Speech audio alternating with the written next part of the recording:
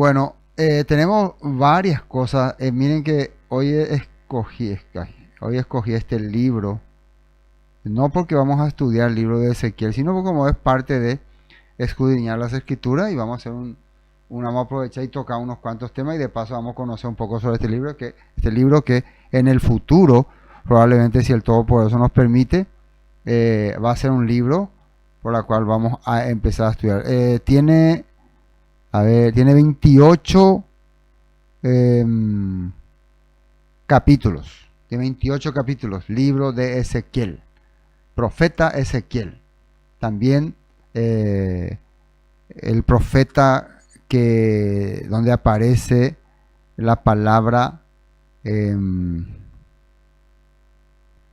¿cómo se dice? Se me fue. El atalaya, ahí le puse, ¿no? El atalaya de Israel. El atalaya de Israel. Entonces, importante, ¿no? Entender este tema, ¿no? Y bueno, muchas personas siempre se han preguntado sobre las visiones y ¿cómo se dice? Las revelaciones. Y aquí acá algo está pasando. En el libro de Ezequiel aparecen muchas revelaciones, inclusive cosas medio extrañas, ¿no? A ver un poco.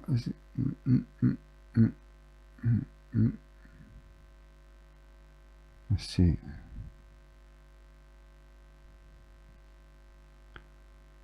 Que se compara mucho ¿cómo se dice? Con Apocalipsis, con el libro de Apocalipsis.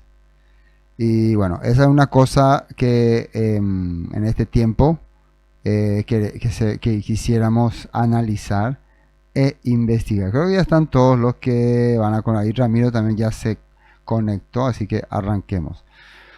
Bueno, shalom hermanos, una vez más, gracias al Todopoderoso por darnos esta oportunidad de tener la fortaleza, la fuerza de avanzar. Miren que estaba yo en el futuro, uno de los dos libros de los profetas llamados profetas mayores que todavía no estudiamos capítulo por capítulo, versículo por versículo, es el libro de Jeremías y el libro de Ezequiel. Esos libros todavía no los hemos analizado. Y está en el futuro, ¿no? Analizarlo, ¿no? Investigarlo y ver detalladamente qué significa. Bueno, el nombre de Ezequiel, ¿no? Ezequiel, Yesquiel, ¿no? Significa el Eterno me fortalece o es mi fortaleza. Los nombres pueden haber sido dados por sus padres o puede haber sido a través de su vivencia, ¿no? Recuerden que la palabra nombre significa vivencia, actitud, carácter de la persona, ¿no? Entonces, con todo lo que pasó el profeta Ezequiel, el Naví Ezequiel, puede haber sido que adquirió ese nombre, ¿no? Donde está escrito el nombre del Eterno, el nombre de la deidad Elohim. Bueno, el capítulo que voy a compartir hoy es el capítulo 3, pero como introducción vamos a entrar para ver el capítulo 1, ¿no? Para poder entender un poco sobre este libro, ¿está bien? Bueno, visión de la gloria divina, dice. Capítulo 1 de Ezequiel. Aconteció en el año 30, en el mes cuarto, a los 5 días del mes, que estando yo en medio de los cautivos, junto al río Quebar, los cielos se abrieron y vi visiones de Elohim. Algo que me llama la atención es que en el judaísmo, Ezequiel 1, en el judaísmo moderno, ¿no?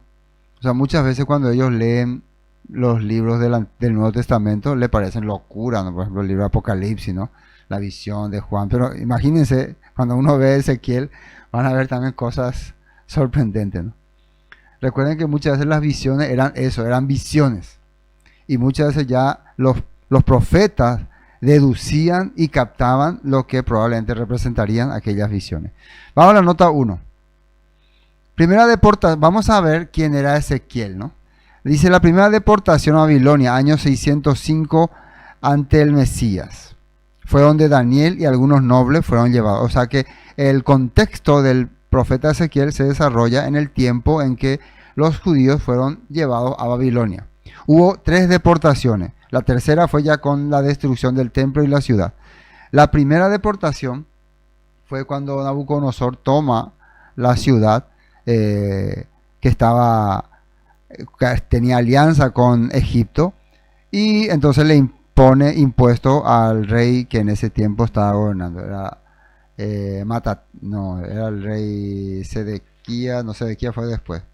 Creo que era el rey Joacim, sí, Joacim. Bueno, después una segunda deportación que fue en el año 597, y en esa segunda deportación probablemente fue donde el profeta Ezequiel fue llevado cautivo. Él era de la tribu de Leví y estaba por ejercer su sacerdocio. Algunos dicen que todavía no tenía los 30 años, era joven, y fue llevado a Babilonia en esa segunda deportación. Luego viene la tercera deportación y destrucción del templo de Jerusalén, año 586. Los babilonios llevaron cautivo a los hombres principales de la tierra en aquella época, por tanto es posible que Ezequiel haya sido una de la familia prominente e influyente. El libro de Ezequiel se escribió durante el cautiverio de Ezequiel en Babilonia. Profetizó aproximadamente en el año 592 y 570, antes del Mesías, claro. Después de ser llevado cautivo, Ezequiel se estableció con otro judío en un lugar llamado Tel Aviv, en Babilonia. Y hoy en día también hay una ciudad en Israel que se llama Tel Aviv. Junto al río Quebar. Levita casado. Un texto bíblico de la Biblia. Segunda de Reyes 24:14 dice: el rey Nabucodonosor se llevó cautiva a toda la población de Jerusalén, unas 10.000 personas. Esto era la segunda deportación, ¿no? En total, incluso a los comandantes y a los mejores soldados y a los artesanos y a otras personas habilidosas. Solo dejaron en el país a la gente más pobre. Nabucodonosor llevó cautivo a Babilonia al rey Joaquín, junto con esa fue la segunda deportación. La reina madre, la esposa del rey, sus funcionarios y las personas más influyentes de la sociedad de Jerusalén. Bueno, eso es para tener una introducción rápida. Ahora vamos a una introducción un poco más profunda del libro de Ezequiel, de este libro. Nosotros no vamos a estudiar el libro de Ezequiel, vamos a tocar hoy el capítulo 3, pero para conocer y entender un poco de qué se trata, atiendan bien lo que vamos a leer ahora. Introducción.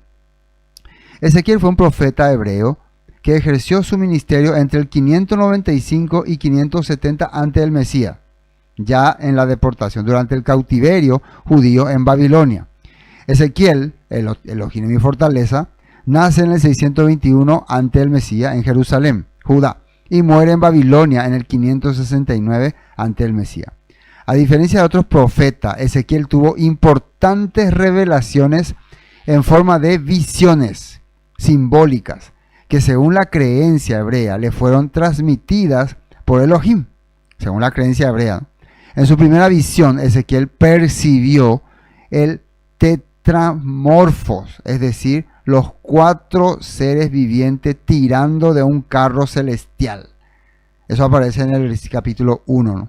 Sus profecías advirtieron de la destrucción inminente de Jerusalén, condenaron la práctica idólatra y envisionaron la restauración de Israel. Acá dice la destrucción inminente de Jerusalén, porque en la segunda deportación, cuando Ezequiel fue llevado a Babilonia, todavía no había ocurrido la destrucción total de Jerusalén. Tendrían que pasar como 11 años después de la segunda deportación hasta la última, donde ya Jerusalén iba a ser destruido. Durante ese periodo, Ezequiel recibía visiones de parte del Padre y recibía revelaciones de que por qué iba a ser destruido Jerusalén. Después vamos a ir viendo esos textos. Ezequiel vivió en la misma época que el profeta Jeremías, era hijo de Buzi, de linaje sacerdotal. Fue llevado cautivo a Babilonia junto con el rey Joaquín de Judá en el 597 ante el Mesías, y permaneció en una ciudad de Mesopotamia llamada Tel Aviv, cerca de Nippur, en Caldea. Él no estuvo en la capital babilónica, estuvo en otra provincia, a orillas del río Cobar. 5 años después, a los 30 de edad, Elohim lo llamó a cargo de profeta, que él ejerció entre los desterrado durante 22 años. Imagínense, 22 años siendo profeta en el exilio, hasta el año 570. La misión de Ezequiel consistió en combatir la idolatría, la corrupción por las malas costumbres y las ideas erróneas acerca del pronto regreso a Jerusalén. Para consolar a su pueblo, predicó la esperanza del tiempo mesiánico. Una de las cosas que también vemos en el libro de Ezequiel es que dentro de su profecía hay la esperanza de un tiempo de restauración. El libro de Ezequiel comprende un prólogo que relata el llamamiento del profeta, del capítulo 1 al 3, probablemente lo que vamos a estudiar hoy. Juicio a Israel, del capítulo 4 al 24, sobre la idolatría, sobre los falsos profetas, sobre los pastores asalariados, sobre el pueblo corrompido, las dos hermanas corruptas. Hay cosas tan interesantes en todos esos capítulos. Comprende las profecías acerca de la ruina de Jerusalén. Juicio a las naciones. También habla el profeta Ezequiel sobre las naciones vecinas y el juicio que vendrían. Babilonia, Etiopía, Tiro y otros pueblos. Egipto también. Las bendiciones futuras para Israel, del capítulo 33-48. La restauración, que siempre hemos compartido, el tiempo en que el Todopoderoso va a cambiar los corazones, va a restaurar su vida y les va a permitir nuevamente heredar su tierra y regresar. Ezequiel profetiza eso.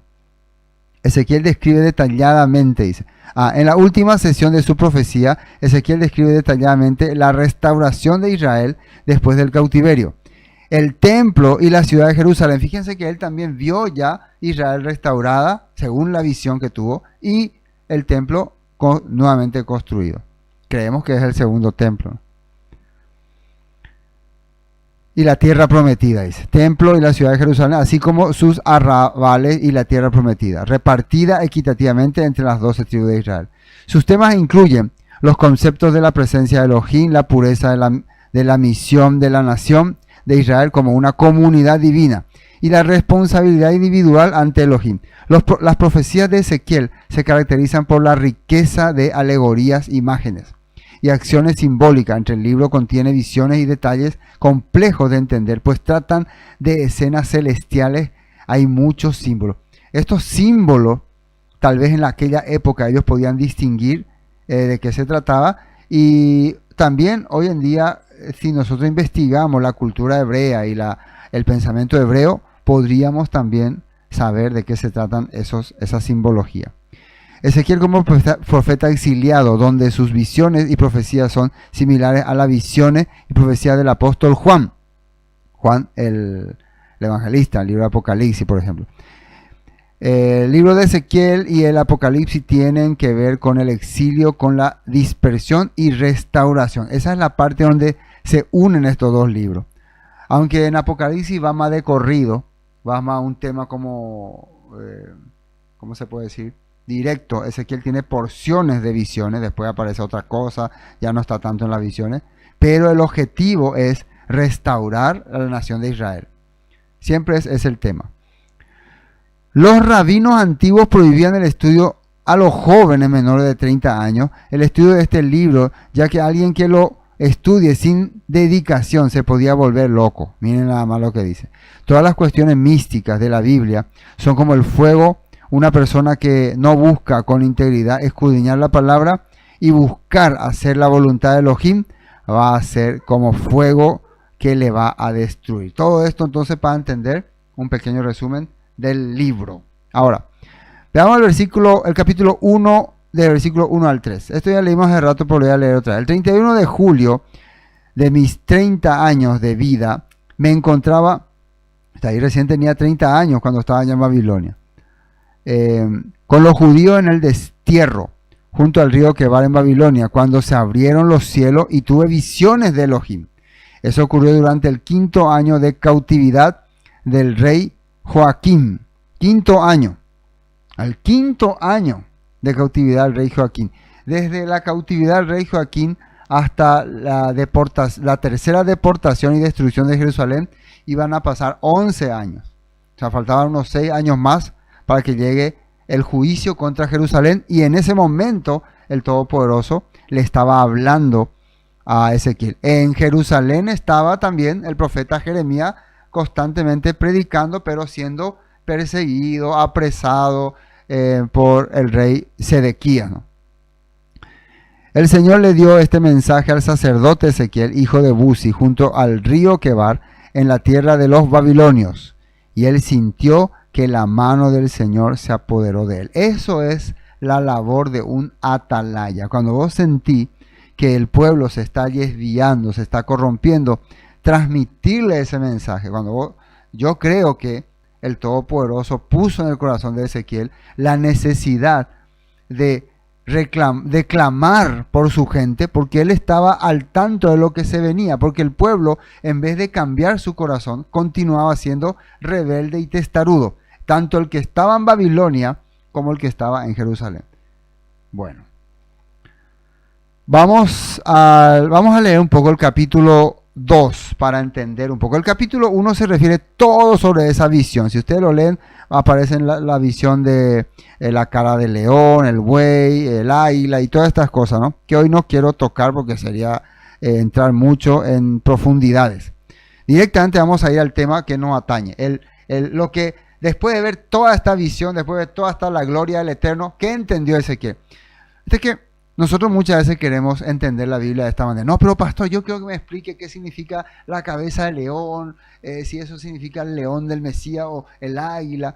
Y a nosotros lo que nos debe interesar, toda esa visión y todo ese acontecimiento que ocurrió con Ezequiel, ¿a dónde lo lleva? ¿Cómo actúa después de tener semejante manifestación? ¿Por qué? Existen los que dicen, yo creo en las visiones, yo creo en la revelación. Y existen los que no creen. No, para mí que esto es puro locura. Ahí está, los propios judíos no quieren que eso se estudie más que después de tener 30 años. Entonces nosotros, para no entrar en ese debate de si esto es cierto o no es cierto, veamos qué pasó y qué es lo que el Todopoderoso quería con Ezequiel después de habérsele manifestado. Dice en el versículo 1 del capítulo 2, me dijo, hijo de hombre. El término hijo de hombre se refiere a alguien que recibe, en el caso de Yeshua, a alguien que recibe visiones y revelaciones del Eterno acá en la tierra como humano y la transmite. Ese es el término hijo de hombre. Ponte sobre tus pies y hablaré contigo. Y luego me habló, entró el Rúa en mí y me afirmó sobre mis pies y oí al que me hablaba. Cuando, recuerden, ya hablamos muchas veces, cuando dice entró el Rúa, ¿qué significa? La manifestación, la revelación, su palabra. Y me dijo, hijo de hombre, yo te envío a los hijos de Israel, a gentes rebeldes, que se rebelaron contra mí, y ellos y sus padres se han rebelado contra mí hasta este mismo día. Yo pues te envío a los hijos de duro rostro y de empedernido corazón. Les dirás, así ha dicho Yahweh el Eterno. ¿Acaso ellos escuchen? Pero si no escucharen, porque son una casa rebelde, siempre conocerán que hubo profeta entre ellos. O sea, lo que importa es que le hayas dicho el mensaje. Bueno, después dice más, versículo 5, ¿acaso 6? Y tú, hijo de hombre, no les temas ni tengas miedo de sus palabras, aunque te hallas entre zarzas, espinos y moras, con escorpiones. No tengas miedo de sus palabras, ni temas delante de ellos, porque son casa rebelde. Les hablarás pues mis palabras, escuchen o dejen de escuchar, porque son muy rebeldes. Mas tú, hijo de hombre, oye lo que yo te hablo, no seas rebelde como la casa rebelde, abre tu boca y come lo que yo te doy. Y miré, y aquí una mano extendida hacia mí, y en ella había ¿qué dice? Un sefer, un rollo, una escritura. Entonces, ¿de qué se trata todo este tema nuevamente? De la escritura. ¿Qué era la escritura para ellos en aquel tiempo? Las revelaciones, las ordenanzas, la Torá, el mensaje que el profeta Jeremías también estaba transmitiendo ya hace más de 20 años. Y lo extendió delante de mí, y estaba escrito por delante y por detrás. Y había escritas en él endechas y lamentaciones y ayes, o sea, cosas que iban a ocurrir. Reclamos, ¿no? Reclamos. Bueno, ahora sí, capítulo 3.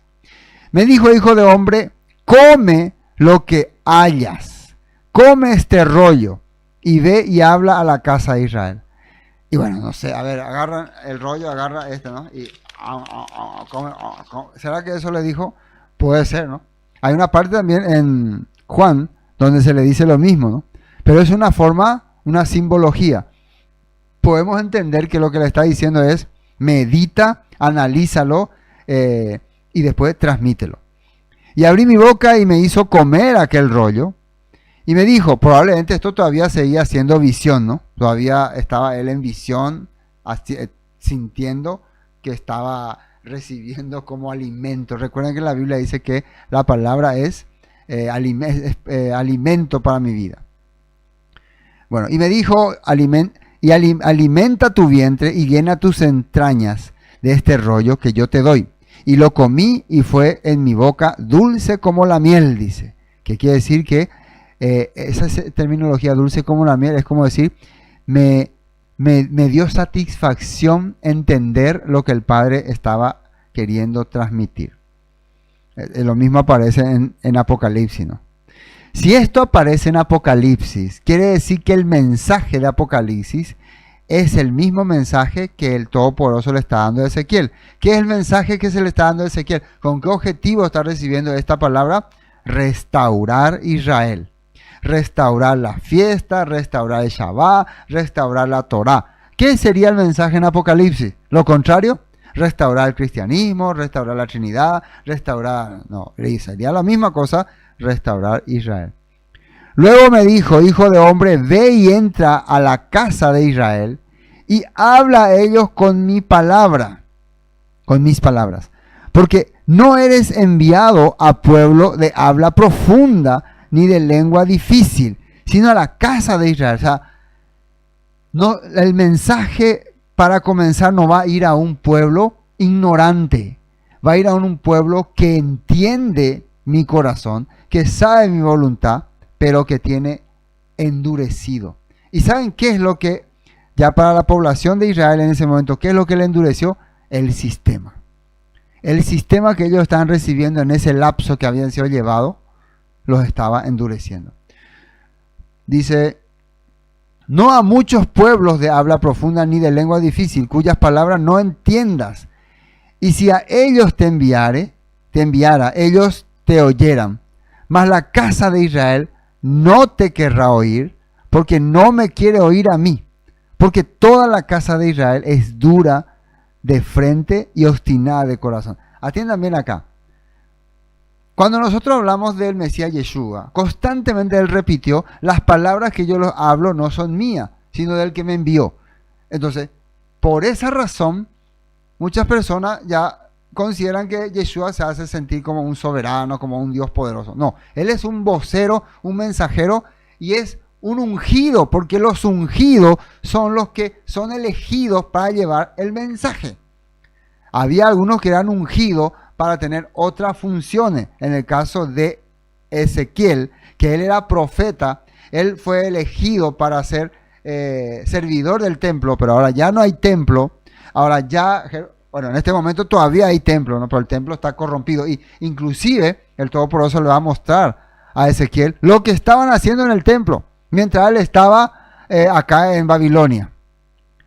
Mas la casa de Israel no te querrá oír, dice, porque no me quieren oír a mí, porque toda la casa de Israel es dura de frente y obstinada de corazón.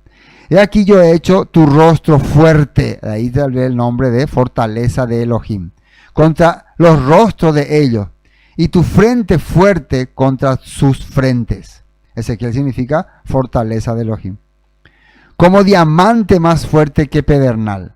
He hecho tu frente, no los temas, ni tengas miedo delante de ellos, porque son casa rebelde. Hubo un tiempo que a mí me asustaba, cuando recién yo aprendía las raíces hebreas, a mí me asustaba porque muchas veces a mí me impresionaba algunos que aparecían con su talí, con su palabra en hebreo, con sus profecías, con sus desafíos y con su supuesta, ¿cómo se dice?, santidad.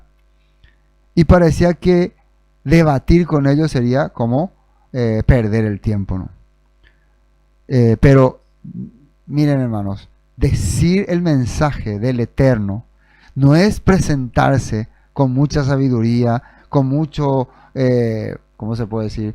Mucho judaísmo, sino es presentarse con lo correcto, lo que es correcto y lo que es incorrecto. Simplemente, simple y sencillo. Lo correcto es hacer el bien al prójimo, a las personas, al que está a tu alrededor. Y lo incorrecto es lo contrario. Lo que estaban aprendiendo los israelitas al dejar la palabra del Eterno no era costumbres feas, costumbres malas, eran costumbres de perjuicio hacia otro. Ese era el pecado que el Todopoderoso castigaba. Y me dijo, hijo hombre, toma en tu corazón todas mis palabras y yo te hablaré, y oye con tus oídos. Ve y entra a los cautivos, a los hijos de tu pueblo, y háblales, y diles, así ha dicho Yahweh el Eterno. Escuchen o dejen de escuchar.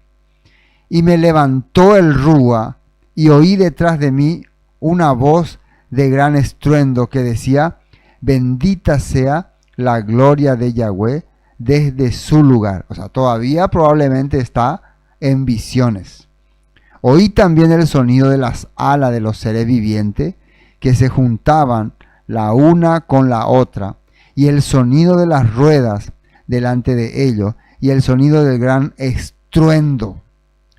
Todos estos seres vivientes que aparece, el águila, el león, después que era el toro y de la cara de hombre, todos son simbolismo de los pensamientos y cultura que había en aquella época, que abundaba, ¿no? Era parte del entendimiento que tenían. Pero hoy no vamos a tocar ese tema. Bueno, todavía está en visión, todavía está en shock, todavía está en el momento de qué va a pasar. El mismo estado que estuvo el profeta Isaías, ¿no? Mismo estado. Me levantó pues el espíritu y tomó y fui en amargura, en la indignación de mi espíritu, pero la mano de Yahweh era fuerte sobre mí. Ahí está el nombre, fortaleza de Yahweh. O sea, se quedó un poco triste, un poco, ¿cómo se dice? Acomplejado. Dicen algunos cuando reciben visiones así muy fuertes, le agota al cuerpo humano, ¿no? Ahora, versículo 15. Y vine a los cautivos en Tel Aviv, que moraban junto al río Quebar, y me senté donde ellos estaban sentados, y allí permanecí 7 días atónito entre ellos. Entonces tuve una reunión. Ezequiel vivía en una provincia y había muchos líderes judíos. Tal vez de repente él no estaba dimensionando lo que estaban pasando los judíos ahí, pero de acuerdo a otros libros, el libro de Jeremías y el libro de Isaías, el problema con los judíos que estaban en Babilonia era que al llegar ellos a Babilonia, especialmente los judíos que vinieron con renombre, sintieron que en vez de pensar que era una tragedia, sintieron que era una bendición. Rápidamente les impresionó la ciudad, la gente, el negocio, la economía, y muchos de ellos se asimilaron al sistema babilónico. Y poco a poco se olvidaban de su fe, de su creencia y de todo lo que el Todopoderoso había puesto en sus corazones. Bueno, nota 15. Vamos a empezar. Antes de ir al mensaje de Ezequiel, vamos a la nota 15. Ezequiel 8:9 dice. A ver. Ezequiel 8:9. Ahí está. Vamos a entrar en el capítulo. Para que podamos entender un poco en desarrollo lo que estaba aconteciendo. A ver, tenemos Reina Valera. Sí, Reina Valera vamos a leer. Entramos ahí. Me dijo luego, entra y ve las malvadas abominaciones que estos hacen allí. Entré pues y miré, y he aquí toda forma de reptiles y bestias abominables, y todos los ídolos de la casa de Israel que estaban pintados en la pared por todo alrededor. A ver, si ustedes van al título, dice visión de las abominaciones en Jerusalén. Y yo les salté nada más para que podamos rápido avanzar, pero les voy a dar una explicación. Nuevamente, Ezequiel, mientras estaba compartiendo la palabra sobre lo que va a pasar con Jerusalén, sobre lo que va a pasar con el templo, le vino una preocupación y le vino un pensamiento. Señor, si tú tienes allá a tu pueblo, tienes el templo, porque ellos mientras el templo estaba en pie, ellos tenían la certeza de que el Todopoderoso iba a estar con ellos, pero Ezequiel estaba recibiendo testimonio, porque habíamos saltado al capítulo 8, testimonio de que Jerusalén va a ser destruida, el templo va a ser destruido. Entonces él no podía entender eso. ¿Cómo puede ser? Nosotros los judíos somos pueblo que te adoramos, que te servimos. Entonces el Todopoderoso le lleva en una visión, no sabemos si en cuerpo presente, pero es como, hoy en día sería como, le lleva como con una cámara, ¿no? Allá en Jerusalén. Y le empieza a mostrar lo que realmente estaban haciendo en Jerusalén.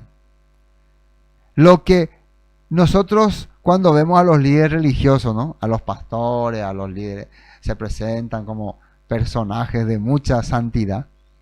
Pero si pudiéramos entrar en su mundo real, veríamos cosas terribles, ¿no? Y nos sorprenderíamos. Entonces, esa cosa el Todopoderoso hizo con Ezequiel y le llevó hasta Jerusalén y le mostró realmente lo que era. Y esto es algo terrible porque uno diría, pero ¿cómo el templo, lo más sagrado? Y entonces ahí donde dice, acá por ejemplo el 8 dice para poder entender, y me dijo, cava ahora en la pared, y cavé en la pared, y aquí una puerta. El templo, él le llevó en el templo de Jerusalén, y le llevó en un costado medio oculto, y le dijo, empezaba a cavar acá, y él cavó, y la pared se desmoronó. Recuerden que esto es una visión. 9 dice, me dijo luego, entra y ve las malvadas abominaciones que estos hacen. Y entró, ¿y qué vio? Toda forma de reptiles, bestia abominable, todo ídolo. La casa de Israel que estaban pintados en la pared por todo alrededor. Lo que antes Salomón había pintado, ángeles, querubines, ellos ya habían, dentro del templo, en este lapso en que ellos estaban bajo el poder de Babilonia, en vez de buscar al Eterno, ellos estaban buscando a las deidades, a los dioses paganos. Habían vuelto otra vez a sus antiguas prácticas abominables. Versículo 11, y delante de ellos estaban 70 varones de los ancianos de la casa de Israel, y Jaazanías, hijo de Safán, en medio de ellos, cada uno con su incensario en su mano, y subía una nube espesa de incienso. Estaban rindiendo honores a las deidades paganas, a todas, porque ellos creían que al rendirle honores a estas deidades los iba a librar de Babilonia. Como mucha gente piensa, ¿no? Que yendo a las tradiciones paganas o algo así, les va a ayudar a salir de deuda, a que su marido vuelva. Por eso van y consultan con demonios, ¿no? Pero ellos pensaban también así, estas prácticas ya existían antes. ¿Dónde estaban haciendo eso? En el templo de Jerusalén, donde el Todopoderoso había dicho que aquí van a venir, van a orar y yo los escucharé. Ahí ellos estaban adorando a demonios. Y me dijo, hijo de hombre, ¿has visto las cosas que los ancianos de la casa de Israel hacen en tinieblas, cada uno en sus cámaras pintadas de imágenes? Porque dicen ellos, no nos ve Yahweh. Yahweh ha abandonado la tierra. Atiéndanme, no. Yahweh, el Elohim de esta tierra, ya se fue. Ahora otro es el poder. Otra cosa es lo que gobierna, lo que controla todo. El poder de la política, el dinero, la economía, los poderes ocultos. Otro es lo que manda. Cambiaron ya su corazón. Bueno, le está diciendo a Ezequiel, miren, ahora entendé por qué va a venir juicio sobre este pueblo y sobre este templo.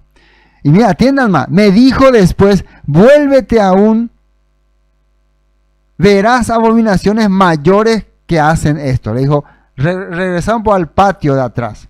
Y me llevó a la entrada de la puerta de la casa de Yahweh, que está al norte, y he aquí mujeres que estaban allí sentadas, lamentándose. Sendechando es lamentándose. Aquí dice una traducción: así que me llevó a la puerta del norte del templo del Señor. Allí estaban sentadas algunas mujeres sollozando, o sea, llorando, ¿no?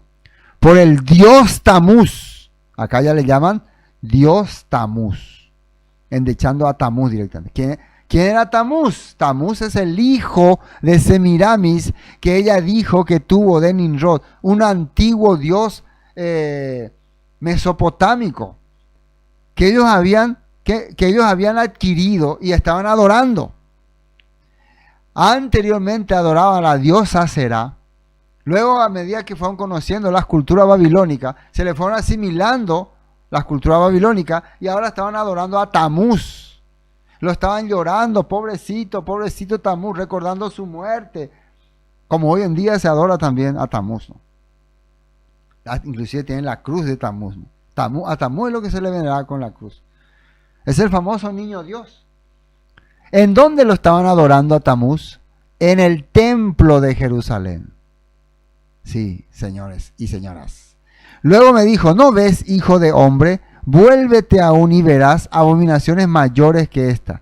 Y me llevó al atrio de adentro de la casa de Yahweh, y aquí junto a la entrada del templo de Yahweh, entre la entrada y el altar, como 25 varones, sus espaldas vueltas al templo de Yahweh y sus rostros hacia el oriente, y adoraban a Nimrod, a Baal, al sol, postrándose hacia el oriente. De ahí que las construcciones de los templos posteriores eran en vista hacia el sol, donde el sol les enfocaba, pero el templo estaba al revés. El templo de Jerusalén era contrario al sol. Atiendan bien. De ahí que la adoración al dios sol y todas estas historias, el romanismo, el griego, ya aquí está mostrando cómo estaba. Esto no estaba hablando de Babilonia, ni de Grecia, ni de Persia, de Jerusalén. Jerusalén estaba adorando al dios sol. Y me dijo: ¿no has visto, hijo de hombre? Es cosa liviana para la casa de Judá hacer las abominaciones que hacen aquí. Después que han llenado de maldad la tierra, se volvieron a mí para irritarme. He aquí que aplican el ramo a sus narices. Pues también yo procederé con furor, no perdonaré mi ojo ni tendré misericordia, y gritarán a mis oídos con gran voz y no los oiré. Eso va a ocurrir. Ya que ellos... Ahora, que uno diría: ¿pero qué de malo si quieren adorar a Tamuz? El problema es que estas prácticas, ustedes saben, estas prácticas, no es solamente la práctica, es también lo que hacían cuando seguían estas prácticas. Estas prácticas incluían sacrificio humano, incluían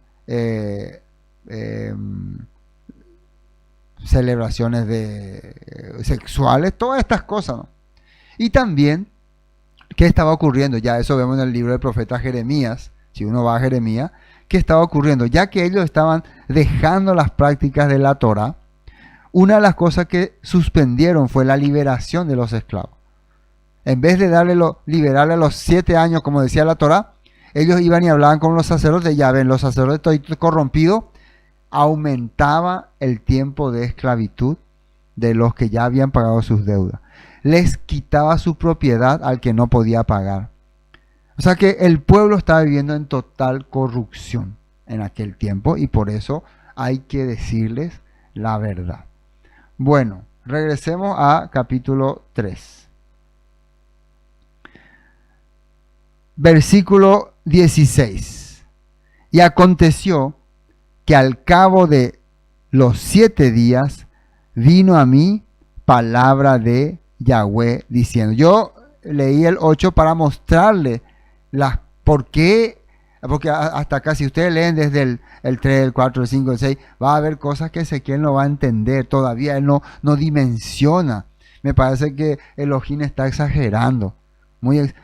miren, Cuando vos sos muy fanatizado por una corriente religiosa o por un sistema religioso, increíblemente vos no ves sus fallas. Nosotros conocemos muchos sistemas religiosos que sus miembros van a defender a muerte a sus líderes, a su congregación, a su denominación, aunque ahí se practican muchísimas cosas corruptas. Entonces, de una forma el Todopoderoso tenía que hacerle entender, mira, este pueblo que vos estás queriendo defender tiene estas prácticas. En realidad ellos no me están adorando a mí, están adorando a otros dioses, a Tamuz le están adorando. ¿Cuánta similitud con nuestra época actual? ¿Cuánta similitud?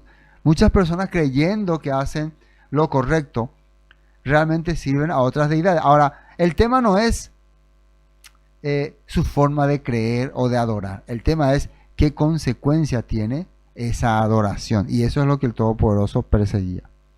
Ahora, aconteció al cabo de los 7 días, vino a mí palabra de Yahweh diciendo, hijo de hombre, yo te he puesto por atalaya a la casa de Israel. ¿Qué es atalaya? Es como un vigilante, como un cuidador y como un mensajero.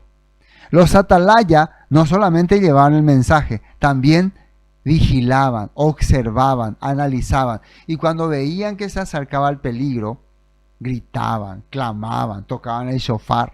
Eso hacían.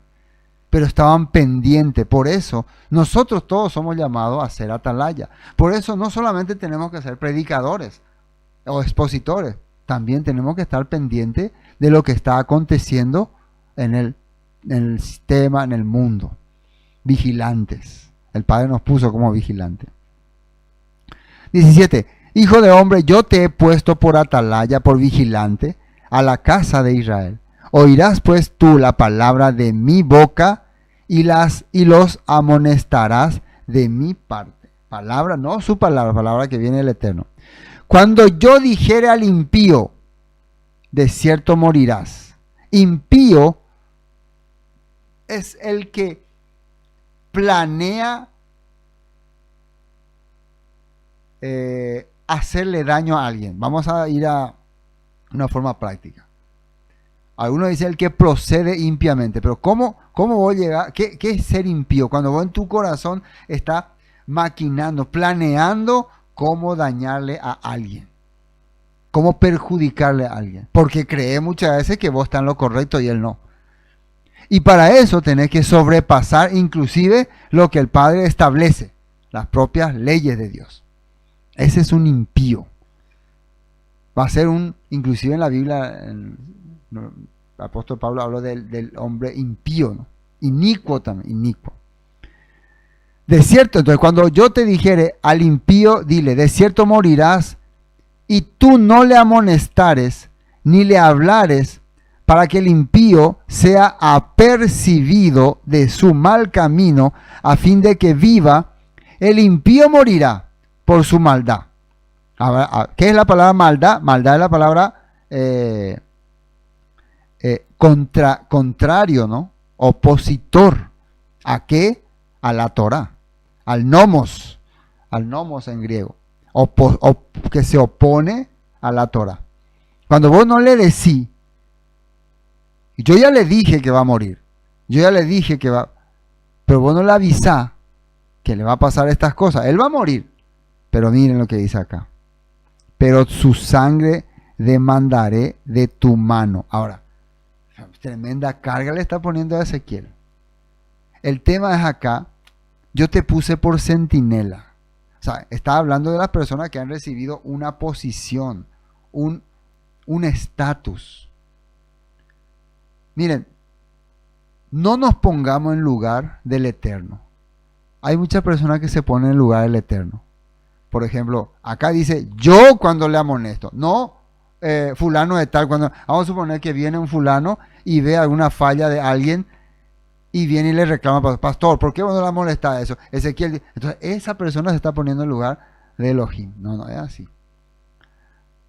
El que va a decirle al impío que está haciendo mal es el Eterno. El que va a decirle que por eso va a morir es el Eterno. Él es el que le va a hacer entender eso. Yo tengo que transmitir el mensaje del Eterno, ¿no?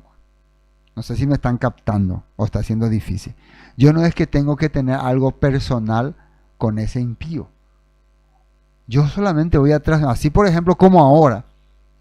Supongamos que detrás de cámara hubiera algún impío, alguien que está haciendo lo malo. Yo no le estoy diciendo, vas a morir. El Eterno le está diciendo. Pero ¿qué yo estoy haciendo? Estoy transmitiendo. Pero no soy yo, es el Eterno. Pero yo estoy siendo usado como luz o vocero o centinela. ¿Qué estoy usando? ¿Qué usaban los atalayas? Usaban el shofar. Tocaban. ¡Tru! Inclusive nosotros cuando estudiábamos sobre el shofar sabíamos que tenía varios sonidos. Alerta, guerra, arrepentimiento. Todos esos sonidos ellos tenían que entender. Estamos captando. Dice, pero su sangre demandaré de tu mano. Pero si tú amonestares al impío y él se convirtiere de su impiedad, dice, y de su mal camino, a ver, un ratito. Pero si tú amonestares al impío y él no se convirtiere de su impiedad y de su mal camino, él morirá por su maldad, pero tú habrás librado tu alma. Alma es entendimiento. O sea, lo que te vas a librar es que hice lo correcto. Porque muchas veces algunos sentimos culpa por no decir la verdad. Quiero aclarar una cosa. Decir la palabra, amonestar a alguien, no es agarrar, venimos acá, vos sos una... No. Nosotros no tenemos que tener esa mentalidad. Nosotros, al transmitir la palabra, al enseñar la palabra, es el Eterno que le está hablando a aquella persona. Es el Eterno que está haciendo el que está dando el mensaje. Nosotros estamos siendo simplemente atalaya, vocero, muy importante. Pero si no dimos el mensaje, ahí sí el Todopoderoso nos responsabiliza, porque teníamos el mensaje. Claro que si yo no tengo el mensaje que puede restaurar la vida de una persona, yo no tengo también culpa. Pero si el Padre me reveló, me enseñó, me mostró todo como le mostró a Ezequiel, entonces mi obligación es decir, compartir. Por eso es que seguimos usando este tiempo para compartir la palabra. Enseñar la palabra es también un tipo de amonestación. Será librado tu alma. 20. Si el justo Sadik, se apartare de su justicia e hiciere maldad y pusiere yo tropiezo delante de él, él morirá porque tú no le amonestaste, en su pecado morirá. Y sus justicias que había hecho no vendrán en memoria, pero su sangre demandaré de tu mano. Ahora, este segundo punto, ¿qué es? El primero es un impío perdido sin esperanza. El segundo es alguien que está haciendo lo correcto, que está viviendo como dice el Eterno, pero de repente dice, se aparta, dice, como hoy en día está ocurriendo con muchos. Se aparta y hace maldad, se vuelve opositor a la Torah. Yo le voy a poner tropiezo, dice, delante de él, y él morirá. Pero si tú no le amonestaste, dice, en su pecado morirá, y sus justicias no habrán hecho, que había hecho, no vendrá en memoria, pero su sangre demandaré de tu mano. O sea, todo lo que hizo, escúchenme muy bien, todo lo que hizo, vivió de acuerdo a la Torah, pero a los últimos minutos de su vida decide rebelarse contra el Padre. Decide irse en contra del Padre. Eso que hizo antes no le va a servir. No va a funcionar. No estoy hablando yo, está diciendo el profeta Ezequiel en su libro, revelado por el Padre. Ahora les explico por qué ocurrió esto.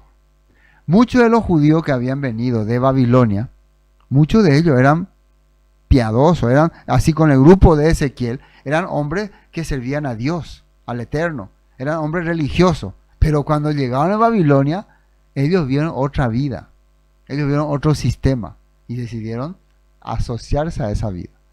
Entonces, ¿qué le quedaba a Ezequiel decirle? Esto está mal, hermanos. La escritura no habla así. La palabra dice otra cosa. Esa era la labor que tenía que hacer Ezequiel. ¿Me están entendiendo? Y probablemente esta carta también él la escribe, o este mensaje, y la envía a los que estaban en Jerusalén. Bueno, entonces entendemos ese punto. Muchos que vinieron con la fe hebrea, después al ver la cultura babilónica, se impresionaron por eso, la economía, las fiestas, toda ¿cómo se dice? Faralundaria, ¿cómo se dice? Paralundaria, no sé qué. Todo lo que había en una ciudad carcomida, ¿cómo se dice? La parranda, te agarró eso. No vaya a pensar que lo que hiciste antes te va a librar del juicio que el Todopoderoso va a hacer con tu vida. Pero alguien te tiene que haber dicho, está mal lo que está haciendo. No amenaza, está mal, está mal. Pero si al justo amonestares para que no peque y no pecare, de cierto vivirá, porque fue amonestado y tú habrás librado tu alma. Este es el trabajo de un atalaya, transmitir el mensaje para poder restaurar la vida de otra persona. Y hasta acá quería hablar sobre lo que habló el profeta Ezequiel en este capítulo. Él estaba como atalaya y él estaba como vocero de los judíos que estaban en cautividad. Y una cosa muy interesante, el Todopoderoso no abandonó a su pueblo a pesar de que estaban en Babilonia. Este mensaje fue llevado para los cautivos, para los que se apartaron, aunque muchas veces ellos creyeron que ya el Eterno no está con nosotros porque no estamos más en Jerusalén. Entonces muchos de ellos pensaban, no, acá podemos vivir como se nos da la gana. Vamos a ver unos textos en versículo 21, nota 21. Fíjense bien lo que dice ahí. El Eterno acompaña a su pueblo en el destierro. Ya, él está hablando en capítulo 3 lo que va a hacer, y ahora en el capítulo 8 le mostró cómo estaban viviendo los israelitas. Entonces prácticamente Ezequiel entendió, la destrucción viene a Jerusalén. Pero ¿qué va a pasar con nosotros entonces que estamos lejos? El templo cuando sea destruido, entonces vamos a estar sin Dios. Vamos a Ezequiel 11:16. Dice, por tanto, así ha dicho Yahweh el Eterno, aunque les he arrojado lejos entre las naciones y les he esparcido por las tierras, con todo eso les seré por un pequeño santuario en las tierras a donde lleguen. Por tanto, así ha dicho Yahweh el Eterno, yo os recogeré de los pueblos y os congregaré de las tierras en las cuales estáis esparcidos, y os daré la tierra de Israel. Mientras yo, mi presencia, mi rúa, ¿qué es eso? La palabra que estoy poniendo en sus corazones va a ser un santuario en sus vidas. ¿Están viendo? ¿Está viendo la nota? Un santuario en sus vidas. Ezequiel 11:22. Luego los querubines desplegaron las alas, dice, y se elevaron por el aire con las ruedas, junto a ellos la gloria de Elohim, de Israel, y sostenían en el aire por encima de ellos. Entonces la gloria del Señor se levantó de la ciudad y se detuvo sobre las montañas que está al oriente. Después el Rúa de Elohim me llevó de regreso a Babilonia, al pueblo desterrado. Así terminó la visión de mi visita a Jerusalén. Finalmente él no solamente vio la corrupción que había en Jerusalén, también vio cómo el Eterno dice que salía de Jerusalén, preparó su avión ahí, sus 4 ruedas, toda esa visión que tuvo, y rumbo hacia el oriente. Esto es una forma de entender que el Eterno no se iba a quedar en un lugar, se iba a ir donde estaban los desterrados, iba a acompañarlos. El Eterno iba a estar en todas partes. Esa era una parte de su misión. Veamos lo que nos enseñó otro atalaya que el Todopoderoso puso para abrirnos el entendimiento. Mateo 24:3. Vamos a entrar ahí en Mateo. Vamos a entrar ahí con el... Dice, versículo 3, y estando Yeshua, ¿no?, él sentado en el monte de los olivos, Los discípulos se le acercaron aparte diciendo: dinos, ¿cuándo serán estas cosas? ¿Y qué señal habrá de tu venida y del fin del siglo? 3 preguntas le dijeron: señales de los últimos tiempos, después la señal de que Él va a volver, de que Él va a regresar, y el fin del siglo. ¿Cómo va a ser? ¿Qué va a ocurrir? Miren lo que Yeshua le dice.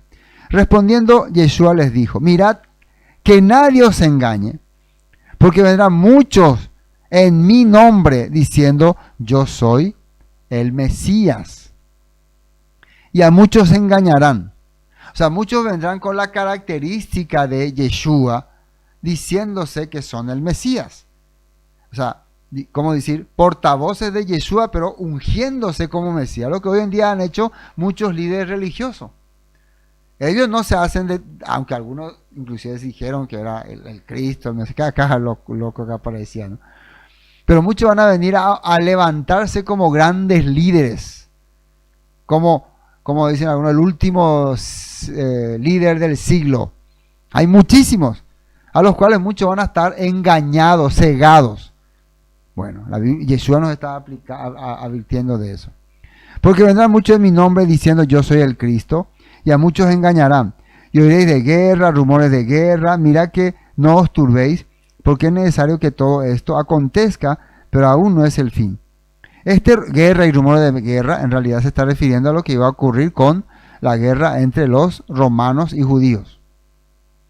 Porque se levantará nación contra nación y reino contra reino.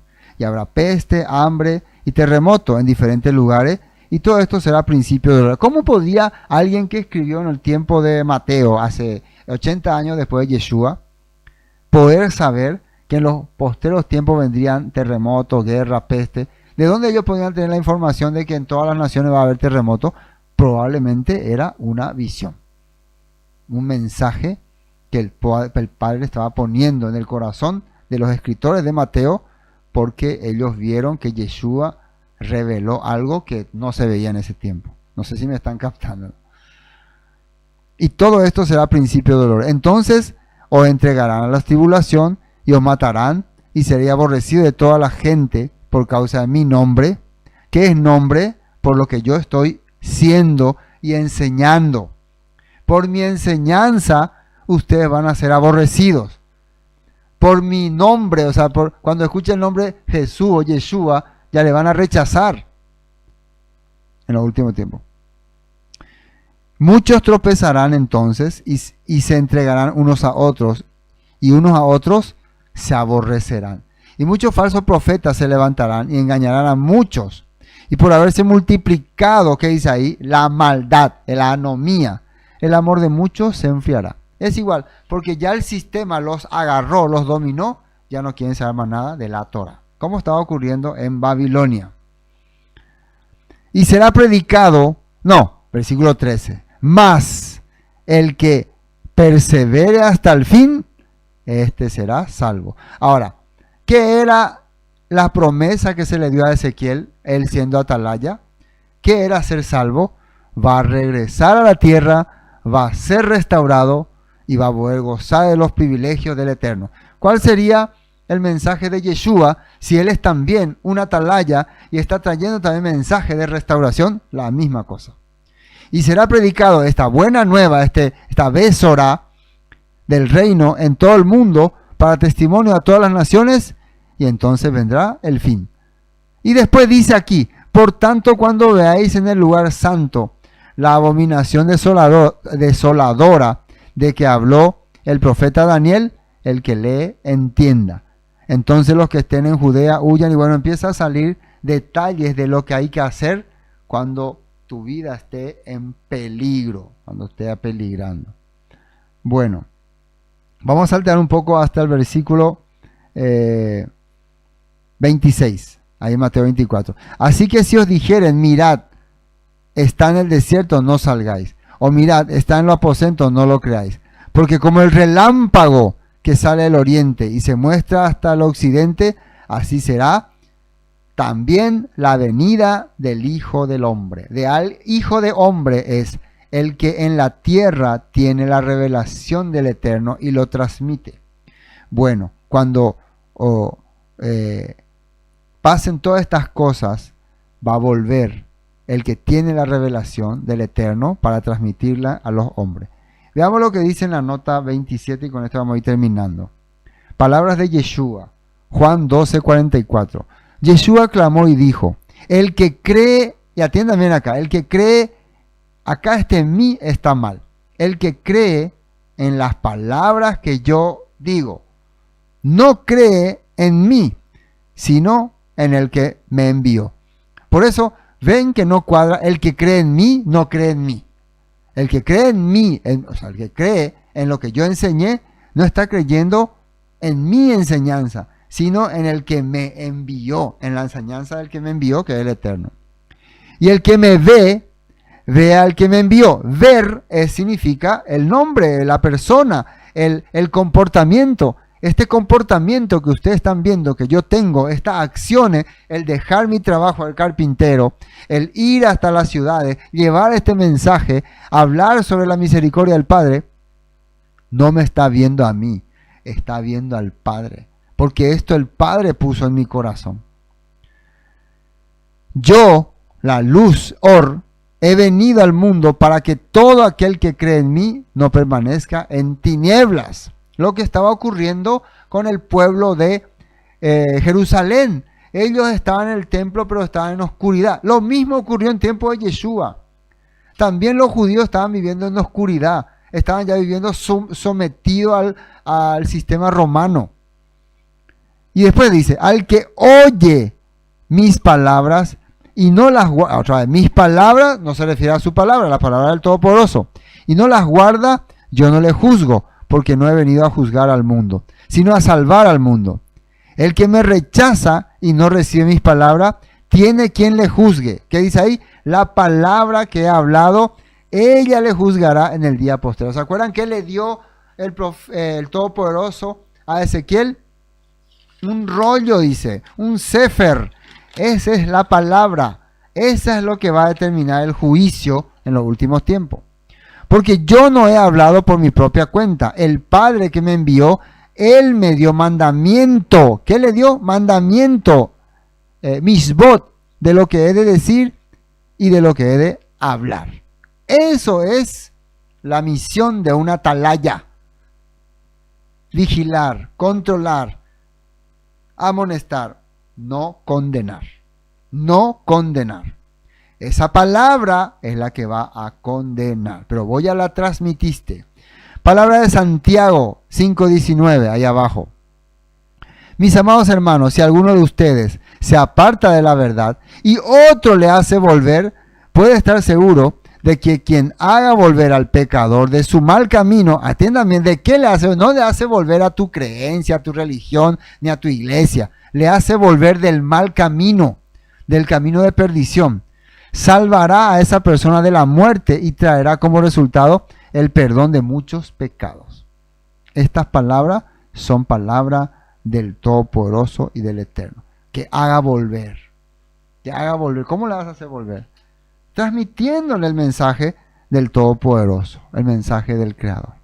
Bueno, hermanos, esto es el tema que quería hablarles, lo que representa una atalaya de acuerdo a la Escritura, que era una atalaya, un vigilante, alguien que se subía en la torre y cuando veía peligro tocaba el shofar y la gente escuchaba el mensaje. Esa atalaya, el Todopoderoso se manifestó en nuestro tiempo a través de Yeshua y por eso nosotros hoy podemos saber muchas cosas que nos acercan a la fe ante el Creador y podemos dirigirnos a Él. Él es nuestro atalaya y nosotros también hemos sido pequeños atalayas. Amén. Muchas gracias. Hoy empezamos un poco tarde, por eso terminamos un poco tarde, pero seguimos adelante y que el Todopoderoso los bendiga. Amén. Shalom.